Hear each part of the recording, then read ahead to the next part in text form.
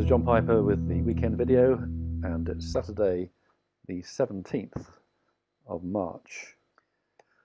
I'm going to start with the Dow again today.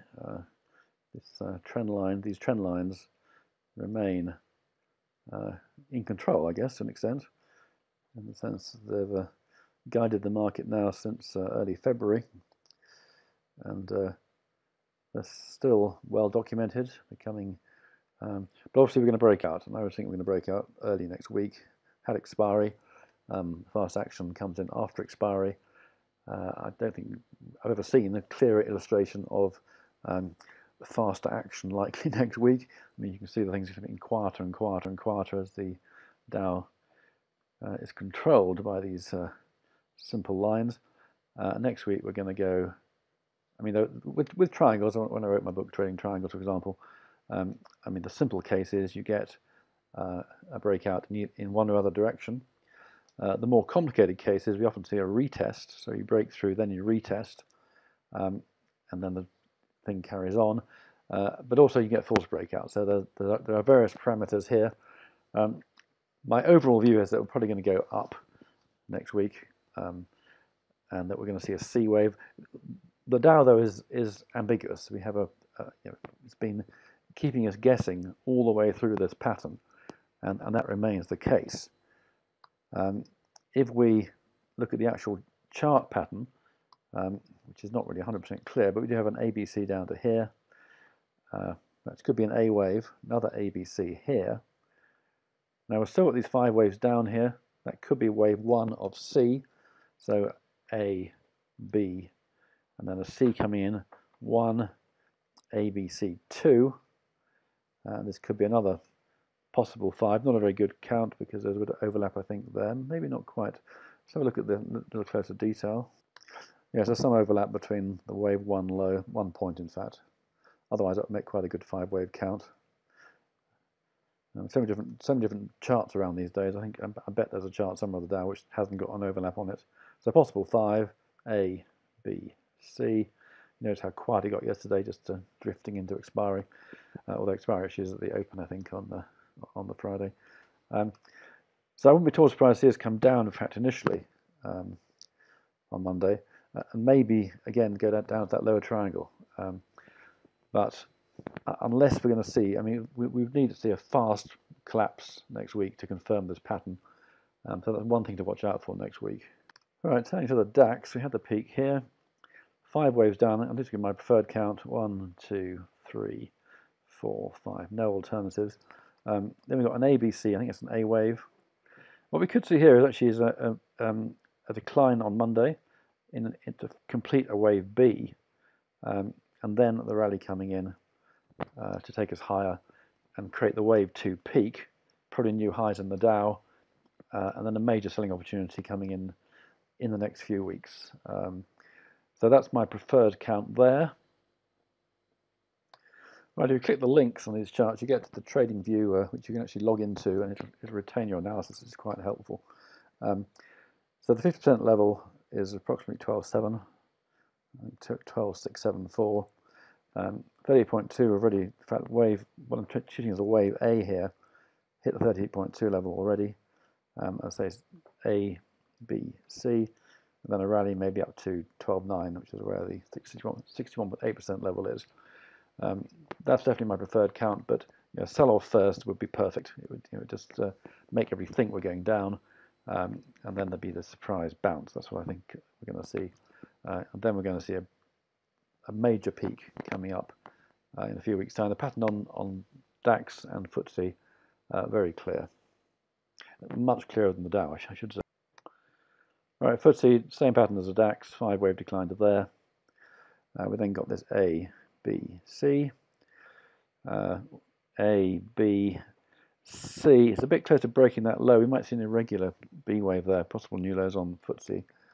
Of course, that starts accelerating, keeps on going down. Obviously, that'll be something else completely different. But if we get the opportunity to go short at the open on the DAX and FTSE, then we'll be short anyway, so it just keeps on going. That'll be fine. And it's maybe a good time to actually use the 66-33 system I've been discussing in the WhatsApp room and in these videos. haven't much this out on FTSE, but it probably would work as it's a quieter market. But the DAX is what I use it on mainly. So same parameters, a sell-off and then a bounce to complete this correction with 50% around 7430. Fibonacci 61.8, 7517. Right, a quick look at Bitcoin next. I just want to illustrate this Elliott wave pattern because this is the building block of most of my analysis. I use other things too, obviously, but the wave patterns are key.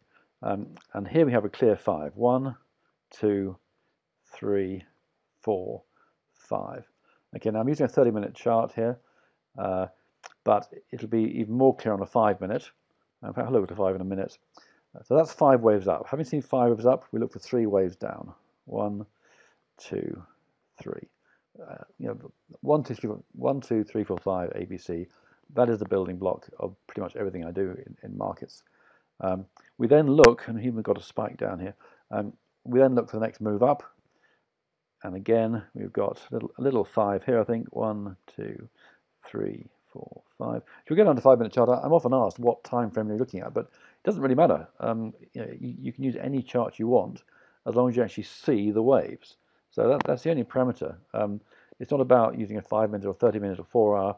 It's about using the chart that shows you the wave patterns in the clearest resolution. All right, so here is the 5-minute chart. Here is the same pattern we're talking about.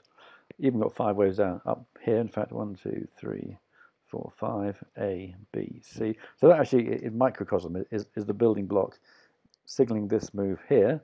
Nice third wave thrust, A, B, C, and a slightly messy 5th wave. But these happen on all time frames, and it's the best signal I know. It's very simple to see. I mean, I'm quite lazy, I guess. I just have to look at the chart and say, bang, that's what's happening. No need for indicators, that kind of stuff. You just look at the price action, and it gives you these signals. We then got this A, B, C, as I explained. All right, so implications here. Having seen the 5 waves up, you look for the 3 waves down. Easy. Now, at that point, the minimum expectation is a C wave, at least equal to this move here. So that move there was about 7.7 to about 700 points. So 7.9 plus 200 points is 8.6. So we knew resistance was there at that point. So again, a very clear trading signal. Having got to there, we then had this. Once I saw the acceleration there, it was clear that we were going down at that point. And you can use this all the time on all markets. And I will actually, we've got this conference on the 30th of April. I will guarantee that you will find trading opportunities on many markets going forwards that will easily cover the cost of the conference. So I'm quite high on a word, quite high I would word such a guarantee, I don't know. But if you're interested in coming, then get in touch and we can have a chat about that. Where's Bitcoin going next? Right, let's have a look at the 4-hour. Right, let's look at my preferred counts again. We have this A, B, C. My preferred count is we actually got 5 waves out from here to there. And this is an A, B, C. Before we leave this chart, just have a look at the trend line, which is also interesting. So I'll just clear this first. We have the peak there, and we have got a very solid trend line, which is really tracking this. This latest decline is bouncing up and down on that trend line. So we just need a clear break above there, and that would tend to confirm that the low is actually in, but no sign of that as yet. So the wave count here, this looks like a 5 to me. 1, 2, 1, 2, 3, 4, 5, 3 wave, 4, then 5. This looks like an A wave and a B wave. So looking for a C wave here. This bit here is actually the easy bit, since we've got 1, 2, 3, ABC 4. So I'm looking for new lows below 7.6 next week. That will complete this 5 waves down, and the action at the low is going to be important at that point. If we start to get something impulsive here, then I think there's a very good case the low could actually be in next week on Bitcoin. So that's well, that could be good news. It's just this bit here is not so easy. It could be a 1, 2, and then a 3, and then there's 4, and then a 5.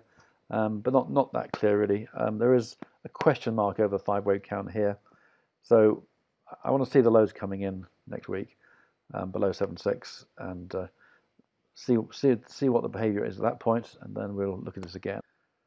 All right, finally gold, which is really just going sideways around between 1300 and 1340 or thereabouts. There's resistance around there, support around here. I still think we're going to see a shakeout. I think we're going to go below 1300, and that may be the buying opportunity I'm looking for to see this market go higher. The longer term pattern looks pretty clear. And look at this 4-hour chart on TradingView. Got a nice clear impulsive move up. Then got an A, B, C. Tends to confirm this is a correction. B wave, and now we've got this rather messy thing. We've got the 50% retracement of 1300, so that's a key level. The fib 61.8, 1285.